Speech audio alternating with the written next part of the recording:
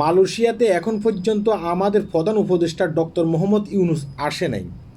এখনও গ্যারান্টি নেই মালয়েশিয়াতে তিনি আসলে বাংলাদেশ থেকে কি নতুন করে শ্রমিক আনবে কি না, তার ব্যাপারে কি মালয়েশিয়ান গভর্নমেন্টের সাথে কথা বলবে কি না, এটা এখন পর্যন্ত শিওর না। তার আগে থেকে আমরা এখন ফেসবুক সোশ্যাল মিডিয়াতে দেখতেছি যে বাংলাদেশ থেকে কিছু সাংবাদিক নামের সাংঘাতিক তারা সাধারণ মানুষকে বোঝানোর চেষ্টা করতেছে যে আপনি মালয়েশিয়াতে কোন কোম্পানিতে গেলে আপনার জন্য ভালো হবে, কোন কোম্পানিতে গেলে আপনার জন্য ভালো হবে না, কোন কোম্পানিতে গেলে বেতন কত পাবেন, আপনারা অমুক এজেন্টের মাধ্যমে যাবেন, ওই এজেন্ট ভালো, এগুলো তারা বলতেছে। অর্থাৎ আমরা বুঝতে পারতেছি যে বিভিন্ন এজেন্ট এদেরকে ভাড়া করে, হ্যাঁ, ওই এজেন্টগুলোর নামে অ্যাডভার্টাইজ দেওয়া হচ্ছে, অ্যাডভার্টাইজ দিচ্ছে। কথা কি বুঝতে পেরেছেন?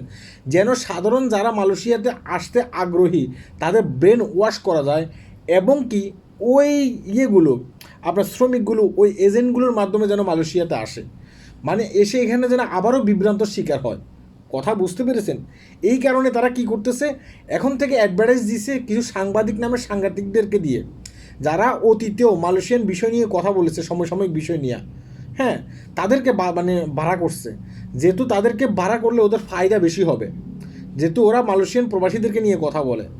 আর ওইসব সাংবাদিকগুলো নির্লজ্জের মতো ওদের কথাগুলো শুনে তারা সোশ্যাল মিডিয়াতে এসে অ্যাডভার্টাইজ দিচ্ছে।